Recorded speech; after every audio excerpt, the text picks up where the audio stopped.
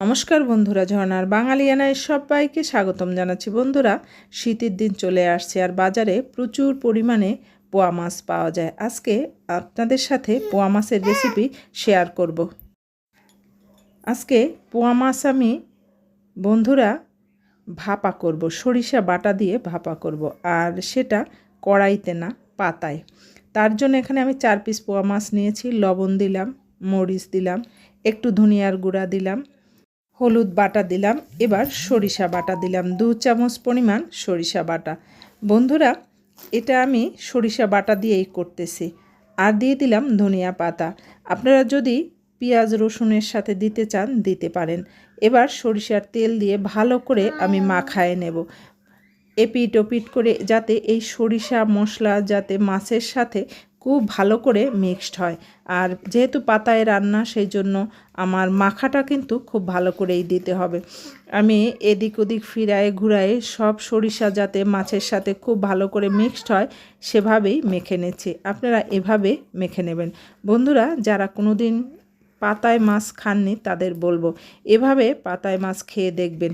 একটু লাল মরিচের গুঁড়া দিয়ে দিলাম, যেহেতু সরিষা বাটা তাই একটু সাদা সাদা হতে পারে, সেজন্য একটু কালারের জন্য দিয়ে নিলাম। তবে আপনারা না চাইলে না দিতেও পারেন, অ্যাভয়েড করতে পারেন। এবার আমি পাতায় সাজিয়ে দেব। বন্ধুরা, যারা কখনো পাতায় মাছ খাননি তাদের বলবো আসলে খেয়ে দেখবেন। এটা বানানো খুব কঠিন না, একেবারেই সোজা। এই ধরেন 40 মিনিটের মতো এটা রান্না করতে লাগে। আর এখন দেখেন আমি পাতায়, কাঁচা পাতা, এটা পাতার উপর ভালো করে একটু সরিষার তেল মাখায় দিলাম। এভাবে মাখায় দিতে হবে। মাখানোর পর এবার আমি মাছগুলো বসায় দিলাম। আর এই পাতার মাছে কিন্তু খুব একটা জল দেয়া লাগে না, দিতে হয় না, তাহলে এটা হতে অনেক সময় লাগে। সেই জন্য এই মাখানোর সময় যতটুকু তেল মশলা থাকে এতেই কিন্তু এই মাছটা রান্না হয়ে যায়। বন্ধুরা, আমি কিন্তু এই সরিষা বাটা দিয়ে মাখায় যে নিলাম সেই মশলাটুকু সব এর সাথে মিশিয়ে দেব।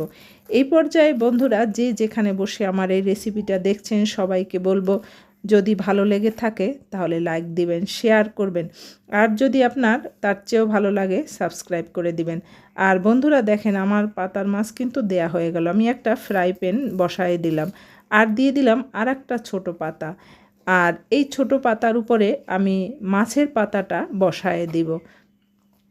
এভাবে বসায় দেবেন। আর গ্যাসের আঁচটা একেবারেই লো ফ্লেমে থাকবে বন্ধুরা। হাই হিট, মিডিয়াম হিট কোনোটাই কিন্তু দেয়া যাবে না।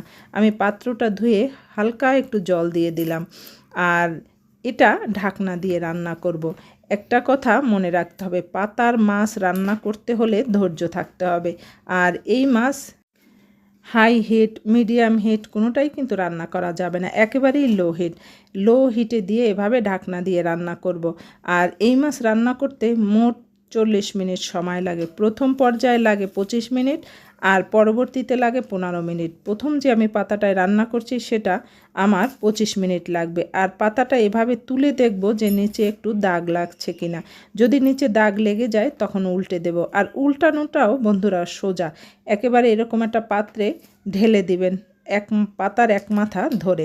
তারপরে এটা আরেকটা পাতা দিয়ে উপরে আরেকটা থালা দিয়ে 2 হাত চেপে ধরে উল্টে দিলেই হয়ে গেল। খুব সোজা। আর পাতার মাছ রান্না করে খেয়ে দেখবেন, এটা খেতে খুব টেস্ট লাগে, খুব ভালো লাগে। দেখেন এই সোজা, আমি ধরলাম আর উল্টে দিলাম। হয়তো খুব দ্রুত কাজটা করতে হয়, তা না হলে ঝোল টোল পড়ে যেতে পারে।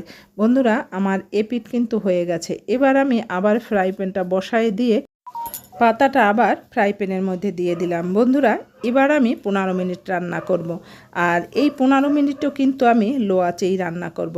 আর এবার কিন্তু একটু সাবধানের সাথে রান্না করতে হবে, একটু ঘুরিয়ে ঘুরিয়ে রান্না করতে হবে, যাতে, যেহেতু চুলার আঁচটা একেবারেই লো করা, সেই জন্য যাতে সব দিকে আঁচটা ভালো লাগে, সেই জন্য ঘুরায়ে ঘুরায়ে একটু দাঁড়ায়ে রান্নাটা করতে হবে, তাহলে কিন্তু খুব ভালো হবে। বন্ধুরা, এবার দেখেন আমার মাছ কিন্তু ফুটে উঠেছে। আর এর মধ্যে আমি একটু সরিষার তেলও দিয়ে দেব। আর বন্ধুরা, যে যেখানে বসে আমার এই রেসিপিটা দেখছেন, যদি ভালো লেগে থাকে লাইক শেয়ার সাবস্ক্রাইব করতে ভুলবেন না। আর অবশ্যই বলবো বাড়িতে বসে রান্না করে খেয়ে দেখবেন। যে কোনো মাছ আপনি এভাবে রান্না করবেন। যে কোনো মাছ দেখবেন খেতে দারুণ লাগে। আর যারা পেঁয়াজ খান তাদের বলবো এই মশলার সাথে পেঁয়াজটা মাখাই দিলেই হয়, রসুন দেওয়ার প্রয়োজন হয় না। আমার পোয়া মাছ ভাপাটা কিন্তু হয়ে গেল। এভাবেই আপনারা পোয়া মাছ যে কোনো মাছ ভাপা খেতে পারেন এই সরিষা বাটা দিয়ে পাতায় করে। বন্ধুরা আমি নামায় নিচ্ছি। এভাবে রান্না করে ভাতের সাথে খেয়ে দেখবেন, এটা দারুণ লাগে খেতে। যে যেখানে বসে দেখলেন সবাইকে অসংখ্য অসংখ্য ধন্যবাদ।